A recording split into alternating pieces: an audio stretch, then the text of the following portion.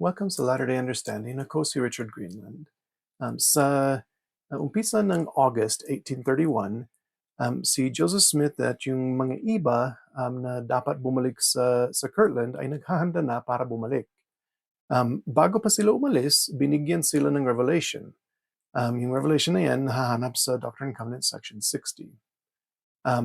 Yung bago ang mga tao or mga elders pumunta sa independence, kung naalala ninyo sa ibang lesson noon, pinag-usapan natin na bago sila pumunta sa independence, sinabihan sila na ang pagbiyahe nila sa independence dapat hindi naman diretso lang talaga na pupunta sa Independence, Missouri. Dapat magturo sila or magbahagi sila ng ebanghelyo sa daan. Yung iba, ginawa naman talaga nila, pero yung iba, hindi naman. Kaya ang isang bahagi ng revelation na ito ay tungkol dyan.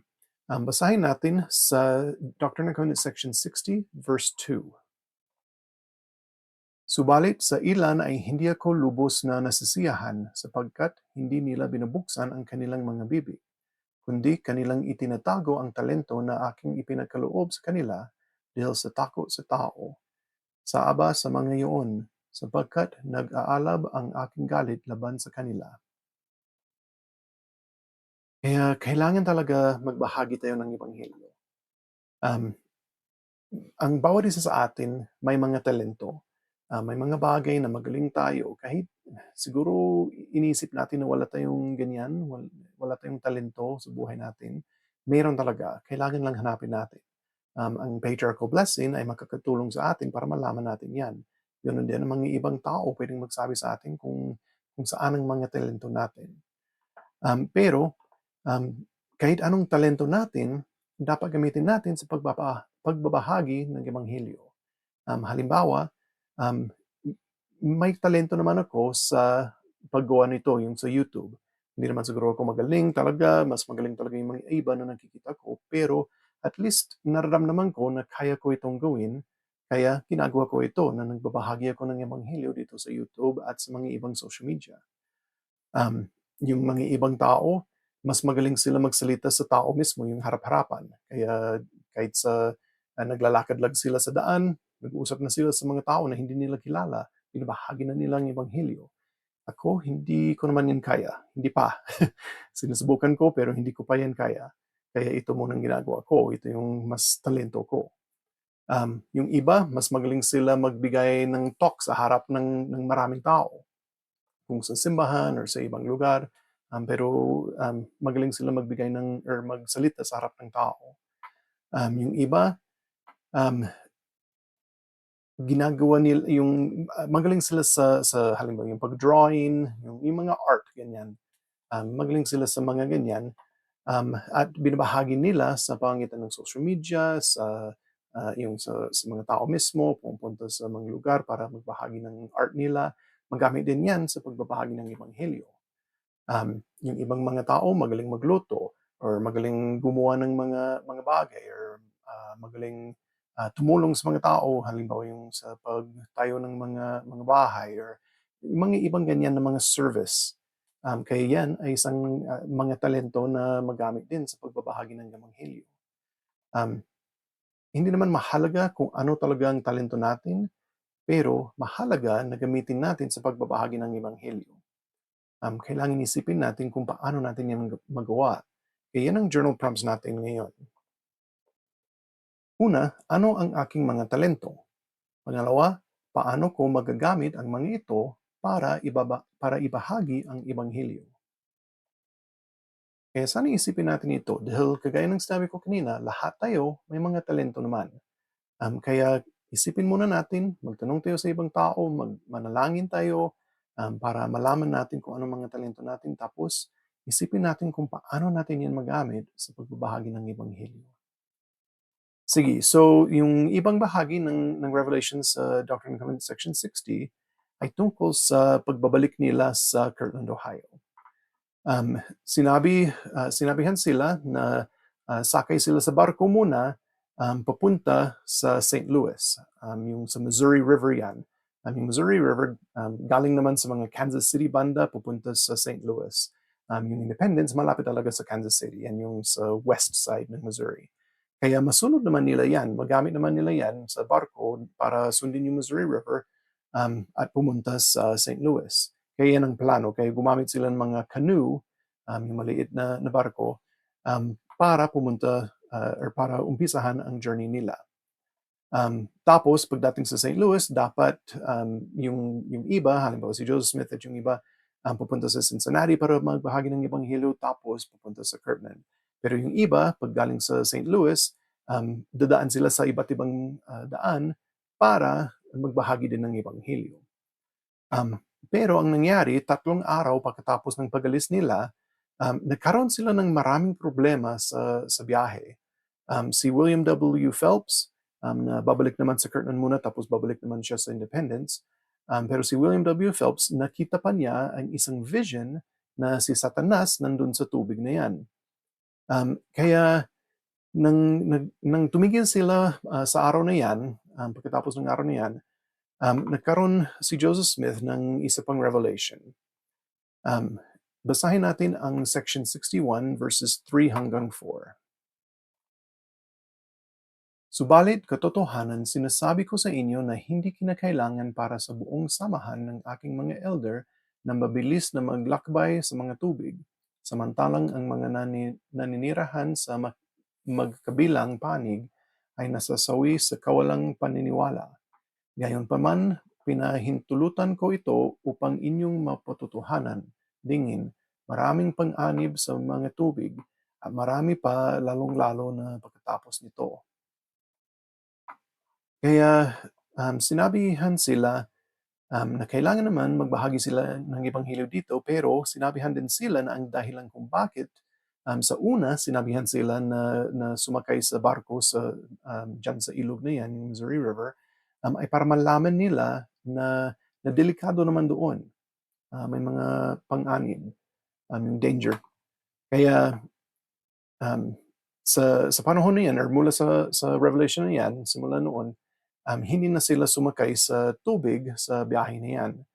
Sinabihan na naman sila na may mga panahon na makakasakay naman sila sa tubig, pero sa karamihan hindi naman sila sasakay sa tubig para sa mga biyahe nila pupunta sa Kirtland or pupunta sa Missouri, yung pabalik, mga ganyan.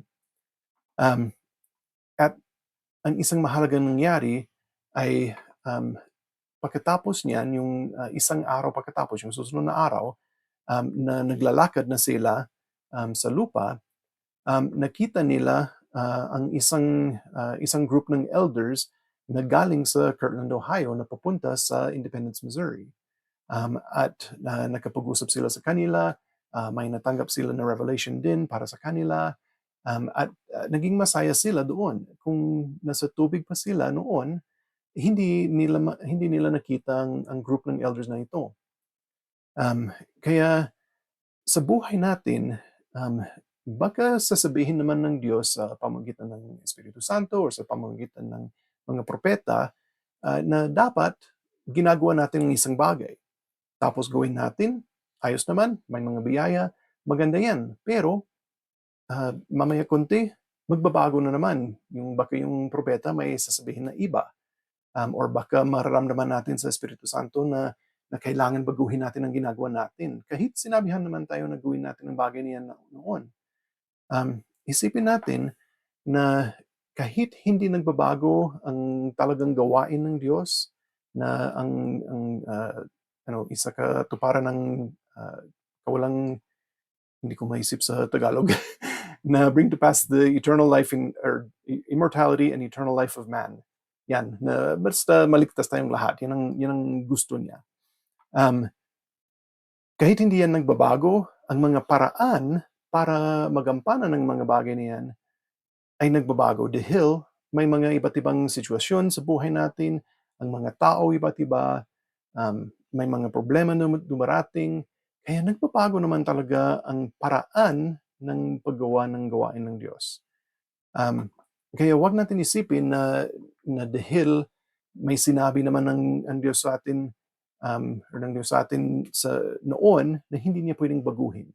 Sinasabi naman yan sa scripture, yung sa Sa Book of Mormon, sinasabi na dahil lang na may sinabi ako, hindi ibig sabihin na hindi ako pwedeng magsabi ng iba.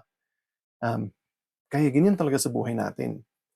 Um, Kailangan maging makumbaba, humble. Off talaga yung Tagalog ko ngayon, sorry. Pero kailangan maging humble tayo para masunod natin ang mga bagong mga sinasabi ng propeta or ang bagong prompting na matanggap natin mula sa Espiritu Santo. Kailangan maging humble tayo na sundin natin yan. Kadalasan, ang unang sinabi sa atin ay tumutulong sa atin o naghahanda sa atin para magawa natin ang pangalawang sinasabi. Tapos yung pangalawa, tumutulong sa pangatlo. Yung ganyan. Basta sinusunod natin, basta nagiging obedient tayo sa mga sinasabi ng propeta at sinasabi ng Espiritu, talagang tutulungan tayo sa susunod na hakbang sa biyahe natin sa buhay na ito. Halimbawa, yung isang bagay na nangyari noong 2018, yung ministering ginawa or ginawa nila na naging ministry imbes na home teaching. Pero yung home teaching, yan ay tumulong sa atin para mas lalo natin magawa yung ministry. Kaya tumutulong ang lahat ng mga ito para sa atin basta sundin natin ang sinasabi ng propeta at ang sinasabi ng Espiritu Santo sa atin mismo. Sige, so yan din ang invitation ko sa inyo ngayon. Magpasya ngayon na sundin ang propeta sa lahat ng bagay, tulungan ang iba na gawin din ito. Kaya isipin natin na ang mga propeta, nagsasalita sila para sa Diyos. Kaya sundin natin sila. Sige, so pagkatapos ng halos 3 linggo, sa wakas nakarating naman si Joseph Smith at yung group niya doon sa Kirtland. 3 araw pagkatapos niyan, may binigay ang Diyos na revelation kay Joseph Smith na nahahanap yan sa Doctrine and Covenants section 63. Ang revelation na ito ay mas lalo tungkol sa paghahanda para sa pagpunta sa Zion. Yung paghahanda na physical na mga bagay, yung mga temporal na mga bagay, kagaya ng pera, yung mga pagbili ng lupa, mga ganyan, maraming ganyan dito. Pero ganoon din ang spiritual na preparation. Kailangan maghanda talaga sa spiritual na paraan. Kaya marami naman mga bagay dito sa section na ito, pero yung pag-usapan natin ay 2 bagay lang muna. Ang 2 bagay na ito, hindi masyadong nahahanap sa mga ibang section, kaya yan ay kung bakit pag-usapan talaga natin ngayon. Yung iba, mas lalo natin pag-usapan sa iba, or yung mga temporal na mga bagay, hindi naman gaano kahalaga para sa atin sa panahon natin. Siyempre, matututo tayo tungkol sa mga bagay para sa atin tungkol or kung galing sa mga bagay na yan. Pero mas lalo tayong mag-focus muna sa 2 bagay ngayon. So, ang una ay mahahanap sa Doctrine and Covenants section 63, verse 16. At katotohanan sinasabi ko sa inyo, katulad ng aking sinabi noon, siya na tumitingin sa isang babae upang pagnasahan siya o kung sino man ang magkakasala ng pakikiapid sa kanilang mga puso, hindi mapapa sa kanila ang espiritu, kundi itatatwa ang pananampalataya at matatakot. Kaya sa panahon natin, ito ay mas lalo na nakikita sa online na pornography. Siyempre, mahahanap sa ibang mga bagay din, pero karamihan ngayon talaga sa pornography na mahanap sa mga website, ganyan. Kung sa computer, sa cellphone, basta yung mga online na pornography. Ang mundo, iniisip nila na normal lang ang pornography, na isang bagay lang yan, walang problema yan. Minsan binibiro lang nila sa mga movies or ibang palabas. Pero alam natin bilang mga miyembro ng Simbahan ni Jesucristo na hindi yan totoo. Hindi ito normal na bagay. Ito ay isang masamang bagay talaga. Ito ay isang bagay na nagpapawala ng espiritu, pinapalayo ang espiritu sa atin pag nanonood tayo ng pornography. Itong pornography, masama siya talaga. Hindi talaga ito maganda. Wala talagang maganda dito sa pornography. Wala talaga. Pero isipin din natin na ang mga tao na nanonood ng pornography, mga anak din yan ng Diyos. At itong pornography, dahil sa sobrang sama niya, nakaka-addict din ito. Grabe talaga ang pagkaka-addict nito. Pareho ito sa alak, sa sigarilyo, sa mga ibang bawal na gamot. Talagang nakaka-addict ang pornography. Kaya ang mga taong na nanonood nito, madalas gusto nila na hindi na sila manonood. Siyempre, meron naman mga iba na hindi pa handa magsisi sa ganito. Pero marami talaga ay gustong magsisi, gustong tumigil sa panonood ng pornography, pero hindi nila kaya dahil addict na sila. Kaya dapat gawin natin ang kaya natin para tumulong sa kanila. Mga taong ito, baka mga hindi natin kilala, baka kilala natin sa ward natin, baka mga kababahay, baka mga anak natin, baka tayo ang may problema. Baka nanonood ka dito at iniisip mo na ako ito. Kung kahit sino ito na may problema sa pornography, na may addiction dito, isipin natin, kailangan nila ang tulong natin, kailangan nila ang pagmamahal natin. Ang mga anak sila ng Diyos at kailangan talaga ang tulong para mawala ito sa buhay ng mga tao na addict dito. Madalas kailangan mag-usap sa bishop para hindi lang para sa isang bahagi ng pagsisisi, pero mahalaga yan. Pero ganoon din, dahil ang bishop may mga resources sa pamamagitan ng simbahan para tumulong sa mga tao na addict sa pornography. Ganoon din, meron sa online sa website ng church at ganoon din sa Gospel Library app ang tungkol sa pornography na kung paano tumulong sa mga ibang tao na may problema dyan at kung paano tulungan ang sarili mo sa mga ganyan. Kaya iiwan ko ang link na yan para sa website sa description ng video na ito sa baba ng video na ito. Sana talaga tulungan natin ang mga tao na may problema na ganito. Kung hindi nila naiintindihan na masama ito, ipaliwanag natin na masama ito. Pero huwag natin silang husgahan. Tulungan natin sila, mahalin natin sila. Sige, so ang susunod na pag-usapan natin dito sa section 63 ay mahanap sa verses 60 hanggang 62 at yung umpisa ng 64. Dingin, ako ang Alpha at Omega, maging si Hesu Kristo. Sa makatuwid, mag-ingat ang lahat ng tao kung paano nila sinasambit ang aking pangalan sa kanilang mga labi. Sapagkat dingin katotohanan, sinasabi ko na marami sila na nasa ilalim ng sumpang ito na gumagamit sa pangalan ng Panginoon at ginagamit ito ng walang saysay, na walang karapatan. Tandaan na ang iyong nagmumula sa kaitaasan ay sagrado at kailangan sambitin ng may pag-iingat at sa pagpipigil ng Espiritu. Kaya huwag natin gamitin ang pangalan ng Diyos na walang saysay. Dapat manatiling sagrado ito. Ang pangalan ng Diyos, ang pangalan ni Hesu Kristo.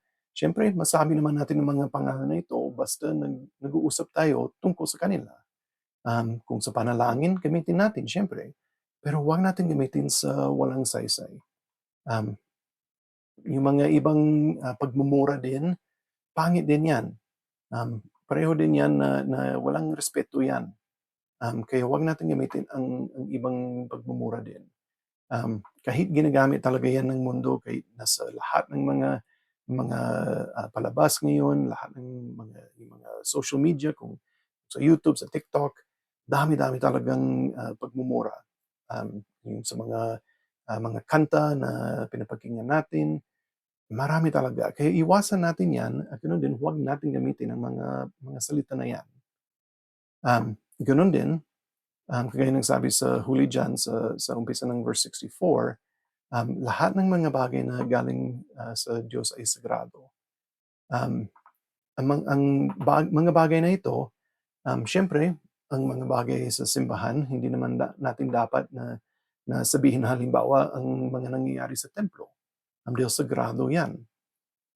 Pero ganoon din, isipin natin na ang mga biro na yung may sexual na biro, yung mga green jokes, hindi rin yan dapat sabihin. Hindi natin dapat sabihin ang mga green jokes na yan. Kasi sagrado naman ang sex ng lalaki at babae dahil yan ang paraan para magkaroon ng ibang mga anak ng Diyos dito sa mundo. Kaya gawin natin sagrado talaga ang mga bagay na sagrado. Huwag nating maging katulad ng mundo na tinatawanan lang ang mga ganyan or iniisip na hindi naman yan mahalaga. Talagang gawin natin tama ang mga bagay na ito. Magpakita tayo ng respeto sa mga bagay na galing sa Diyos. Um, sa sa buhay natin na ito, magkakaroon naman tayo ng mga pagsubok. Magkakaroon tayo ng mga bagay sa buhay natin na hindi maganda. Kailangan natin iwasan ang mga temptation sa buhay natin. Dapat magsisi tayo kung may ginagawa tayo na hindi maganda. Ang isang paraan para maiwasan ang mga temptation na yan ay sundin palagi ang mga sinasabi ng mga propeta. Maganda talaga na pakinggan natin ang salita nila sa General Conference, sa mga ibang bagay, at sundin natin, maging masunurin tayo sa mga ganyan. Ganoon din, magtiwala tayo sa Diyos. Tutulungan niya tayo. Manalangin tayo palagi at magpakita tayo ng respeto sa Kanya at tutulungan talaga tayo. At itong iniwan ko sa pangalan ni Yesu Kristo. Amen. Sige, so sa susunod na lesson, pag-usapan natin ang Doctrine and Covenants section 64 hanggang 66. Salamat sa panonood.